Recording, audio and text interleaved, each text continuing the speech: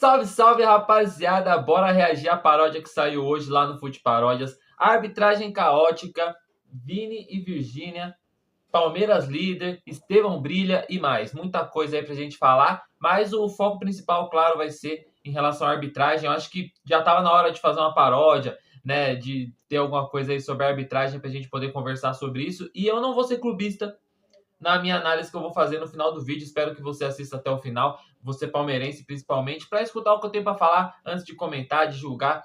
E falando em comentar, bora comentar, deixar o like aí, mano. Você que foi inscrito, pô, vou falar aqui a verdade. Tô na meta de pegar 100 mil inscritos até o fim do ano. Eu acho que eu não vou conseguir, porque falta muito pouco tempo. Eu deixei o canal de lado, mas agora eu vou focar para tentar pegar essa meta que eu tenho há muito tempo. Então, se você puder ajudar, você que foi inscrito, criar uma continha a mais aí, se inscrever no meu canal, pegar o celularzinho aí da sua família, se inscrever no meu canal, já vai estar ajudando. Você que não foi inscrito, se inscreve, compartilha o canal e bora, né, rapaziada, pro react, sem mais enrolações, em 1, 2, 3 e play. CBF, profissionalize os árbitros. Melhora a qualidade do teu produto, porque não tem condição de jogar mais assim.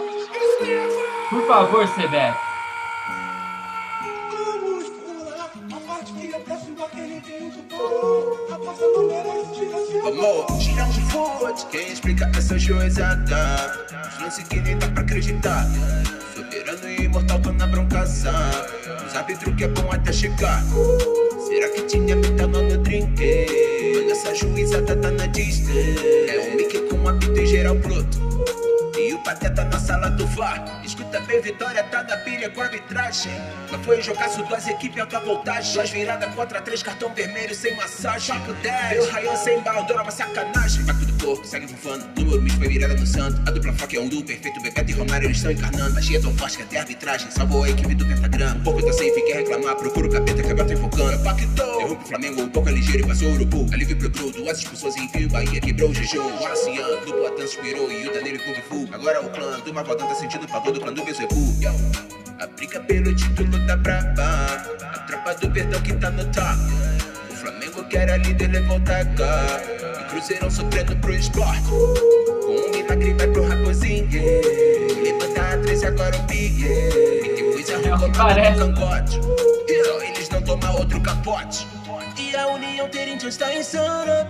Se pelo lançar o bom time ganha. E se lançar um CD toda semana, ganhar Champions em cima do Barcelona. Traz até o Bayern sub-20 a equipe. Tem só um ponto, saiu sem ganhar de ninguém. Contra o Roblox e o LOLzinho desse jovem. E vai treinar, que os menores não tá bem. Mas faltou um cria lá, porque tá na Premier League. Decidindo no Stamford Bridge pelo finalzinho. Estevão, creio em ti pra guiar os guris. Levar o Liverpool, pro mano é igualzinho. E ele vira no Real, pega o Malvadas. Tarevinha apaixonado, fez os gols pra Princess. Sorte no jogo e do amor. A Virgínia Júnior, mano, o malvadão voltou.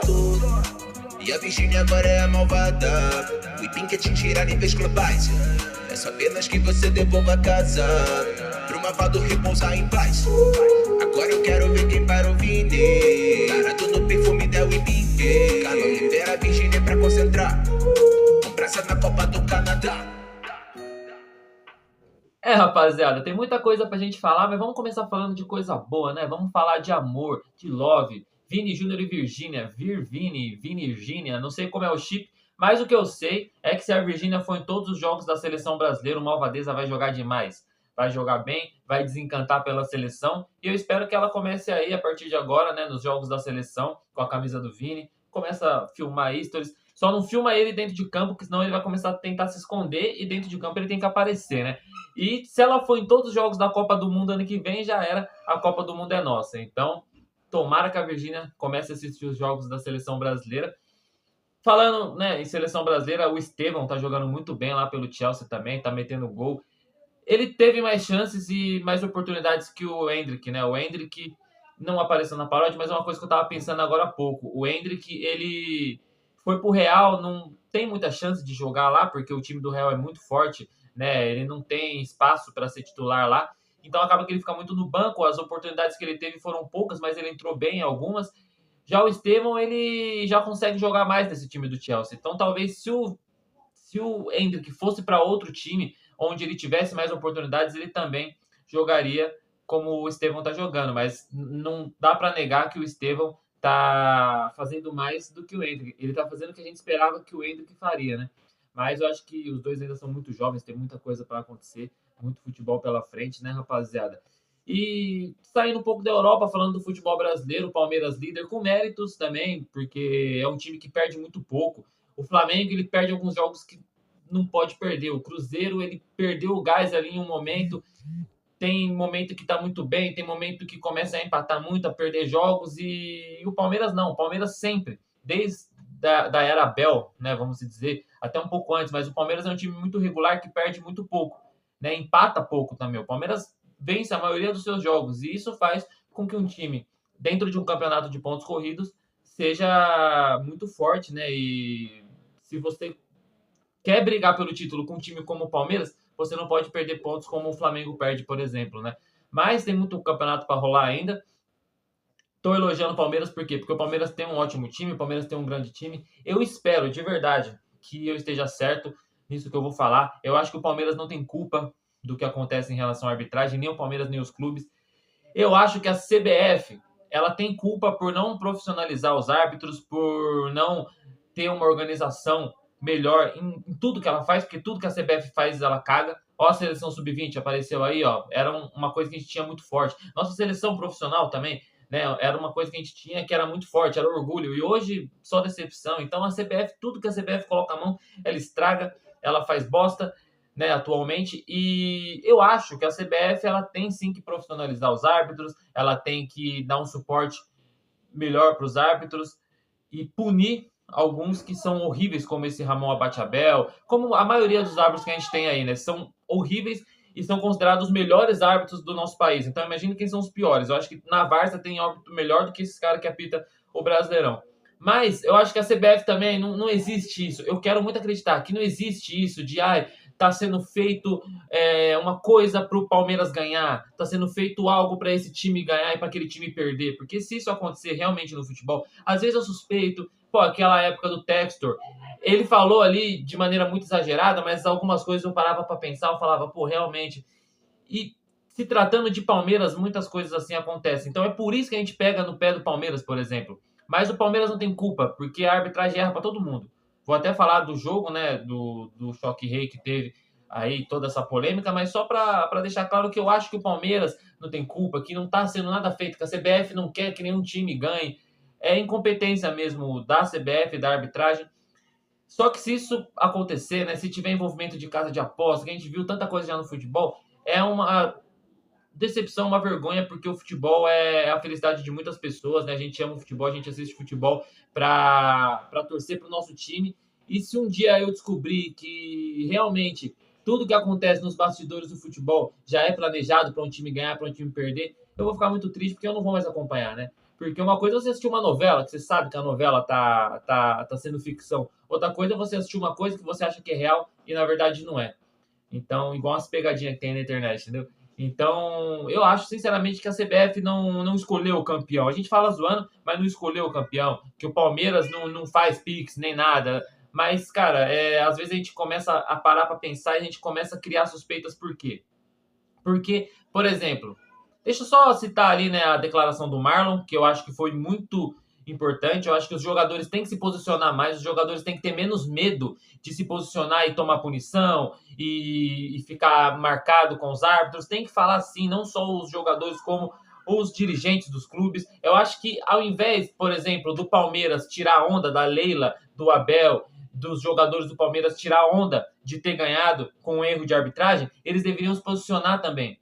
Por exemplo, quando o São Paulo ganhar com um jogo que teve uma polêmica ali que ajudou a gente, eu acho que o Casares e os jogadores do São Paulo também tem que ir lá e falar, pô, realmente teve erro de arbitragem, a gente ganhou, estamos felizes pelos 3 pontos, mas a arbitragem deixou a desejar, o nosso adversário foi prejudicado, porque se acontecer isso, e se todas as diretorias se unirem, que eu acho que é o ponto principal, se todas as diretorias dos clubes da Série A, por exemplo, se unirem para fazer um protesto, para emitir uma nota, para fazer algo a favor do futebol e contra a CBF, contra essa arbitragem que a gente tem, as coisas vão mudar. Só que não muda por quê? Porque quando um time é beneficiado, é tudo legal, é tudo bonito. O torcedor vai, o torcedor tira sarro, o torcedor fala que a arbitragem estava correta. Só que aí quando o time dele é prejudicado, ele quer reclamar. E aí tem uma incoerência, né? Porque uma hora a arbitragem é boa, outra hora a arbitragem é ruim. E aí? O que é a verdade, então? Eu acho que os clubes e os torcedores têm que se unir mais a favor do futebol. E eu falo isso por quê? Porque o palmeirense hoje tá rindo, o palmeirense hoje tá se divertindo. Só que vai chegar na última rodada do Brasileirão, por exemplo, o Palmeiras tá precisando vencer o jogo, torcer pro Flamengo empatar, por exemplo, e aí o Flamengo vai com um pênalti que não existiu porque a arbitragem incompetente marcou a favor do Flamengo. O Flamengo vai lá, faz um gol no finalzinho e o Palmeiras perde o título por causa de um erro de arbitragem. E aí vai querer chorar? Um dos caras que mais chora por causa da arbitragem é o Abel. E o palmeirense chora até hoje por causa da Copa do Brasil, que não tem a linha lá do Caleri. Concordo, tinha que ter divulgado a linha de impedimento. Eu não sei se o Caleri estava impedido ou não. É uma dúvida até hoje. É um lance bem ajustado ali, mas tinha que ter a linha do VAR para comprovar se estava ou não. E até hoje não tem, concordo com os caras. Só que eles choram até hoje por isso. E aí, quando acontece esse tipo de coisa, os palmeirenses querem tirar onda, querem falar que é choro. Ó, falando sobre o jogo, sobre o Choque Rei de domingo, o São Paulo foi incompetente. O São Paulo não pode tomar 3 gols em 19 minutos. O Crespo, para mim, é um dos maiores culpados, porque quando tirou o Marcos Antônio, tinha o Luiz Gustavo, tinha outros jogadores para colocar. O Luiz Gustavo jogou 90 minutos o jogo anterior, né? Jogou bem. E aí, tá ganhando de 2-0, tira um volante, né, o Marcos Antônio, para colocar o Rodriguinho, que é um meia, que ele é bem ofensivo. Ele não vai segurar, ele não vai defender, não vai marcar. E aí, quando entra o Rodriguinho entrega 2 gols pros caras. Então, realmente, São Paulo não pode tomar 2 gols, 3 gols em 19 minutos. São Paulo foi incompetente. São Paulo abriu a vantagem de 2-0. Teve, sim, erros que, se não tivesse acontecido, a gente poderia ter ganhado. Mas a gente também não pode deixar de falar que o São Paulo abriu as pernas no segundo tempo e mereceu perder. Né? Falando do futebol ali, o São Paulo mereceu muito no primeiro tempo e o Palmeiras mereceu muito no segundo tempo. Talvez o empate seria justo, mas a gente também não pode passar a mão na cabeça e falar que o São Paulo foi prejudicado, por isso perdeu. Não, perdeu também por sua incompetência. Mas a gente foi sim prejudicado. Tiveram erros para os dois lados. Eu acho que teve uma falta também no Vitor Roque, que os caras estão reclamando. Eu confesso que eu não vi esse lance, mas eu vi que teve alguns lances também que o palmeirense reclamou e eu não tiro a razão, porque a arbitragem realmente é muito ruim. Só que tem 2 pontos. Primeiro, os lances que determinaram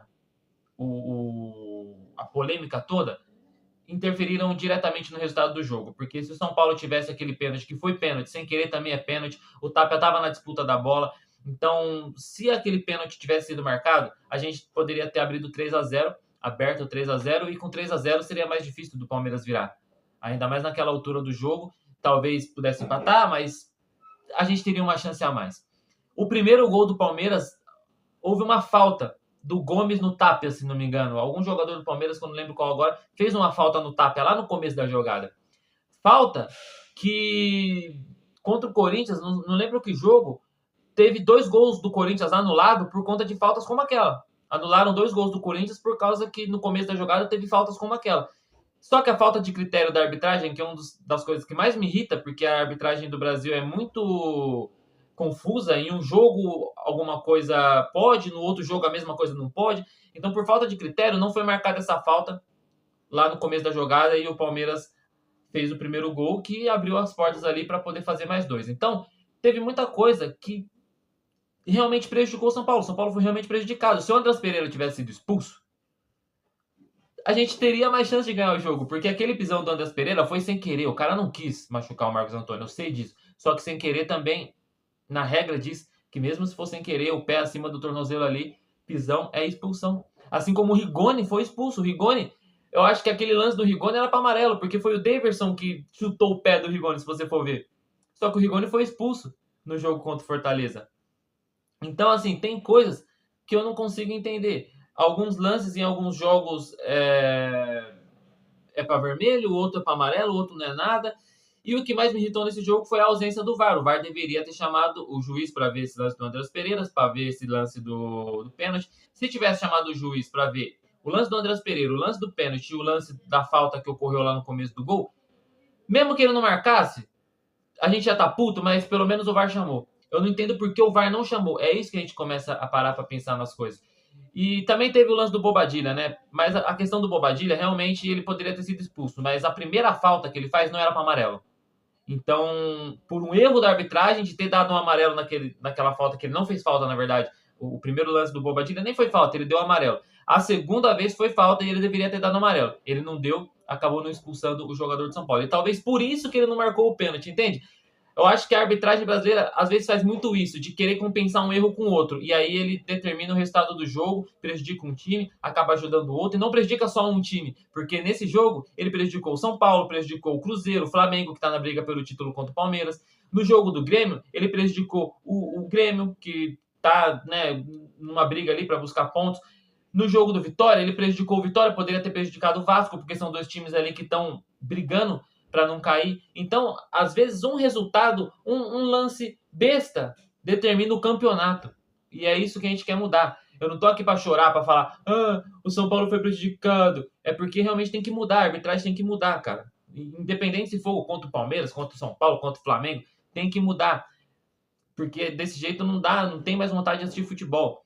E a questão do Palmeiras em si, só para fechar esse tema, a questão do Palmeiras, cara, a gente reclama muito porque nos últimos jogos contra o Palmeiras, o São Paulo foi prejudicado em quase todos, cara. Então é algo que a gente fica parando para pensar que não é coincidência, tá ligado? Porque todo jogo contra o Palmeiras tem uma polêmica. No primeiro turno teve, no Paulistão a gente foi eliminado com um pênalti que não foi pênalti e marcaram um pênalti no Vitor Roque. E se aquele pênalti que o Arboleda nem fez o pênalti foi marcado lá no Paulista, por que esse pênalti agora não foi? É a falta de critério que eu falo. Mas, enfim, a gente foi prejudicado em vários jogos, ultimamente, contra o Palmeiras.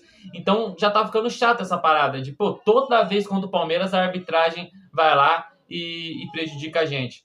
E não é porque quer ajudar o Palmeiras. Eu acredito que não. Eu acredito que é porque a arbitragem realmente tem um nível muito ruim. Mas é de se pensar, por que sempre contra o Palmeiras o São Paulo é prejudicado? Toda vez contra o Palmeiras a gente é prejudicado. E aí vem torcedor querer zoar, a gente tem que aguentar, né, mano? Tá certo, futebol é isso, eu acho que o torcedor tem todo o direito de zoar e de comemorar. Isso eu não vou nunca reclamar. Eu acho que o torcedor tem que ter um pouco mais de, né, pelo menos assumir que realmente teve erros de arbitragem e que as coisas estão erradas. Eu acho que se assumir pelo menos, porque tem muito torcedor que bate o pé e fala que não tem nada errado, que tá certo, que não foi roubo, que o Palmeiras que foi roubado, que não sei o quê. Então isso é meio chato, o torcedor não assumir que o time dele foi beneficiado. Mas torcer, zoar, eu acho que é normal.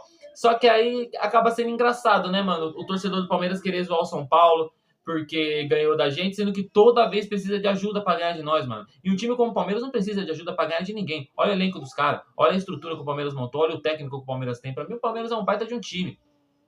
Não precisa de ajuda pra ganhar de ninguém, só que toda vez contra o São Paulo precisa de ajudinha, cara. E isso acaba me irritando muito. Mas é isso, né? Acho que, como eu falei, não é culpa dos jogadores, do torcedor. Eles podem comemorar, só que é chato, fica chato, né? Aí vem o Vitor Roque, que não respeita nem a própria mãe, posta lá uma foto de um tigre mordendo um veado, né? Um animal, veado, mas querendo dizer que ele tá mordendo os viados, torcedor de São Paulo, né? Falta de respeito em pleno 2025. Eu acho que a zoeira no futebol também é um negócio meio chato, ficar, não pode zoar. Acho que a zoeira no futebol é válida, mas desde que tenha respeito. E aí depois ele vai lá e apaga, mano. Assume a bronca, você não é homem, mano. Você não é homem de xingar tua mãe, você não é homem de ficar dando risadinha toda vez que seu time é beneficiado. Então seja homem de postar o bagulho e assumir a bronca. Apagou por quê, tá ligado? Zoou, deixa lá, mano. Eu acho que também tem muito disso, né? O cara é homem por trás da tela do celular. Chega na hora ali, aí quando dá um problema, apaga. Aí, não fiz nada. Pô, mano, assume a bronca, seja homem, né? Tá ligado? Mas é isso. Não tem mais muito o que falar, já falei pra caramba, né? Mas é a minha opinião. Deixa o like, se inscreve no canal e ativa o sininho pra não perder nenhum conteúdo. Tamo junto, é nóis, valeu.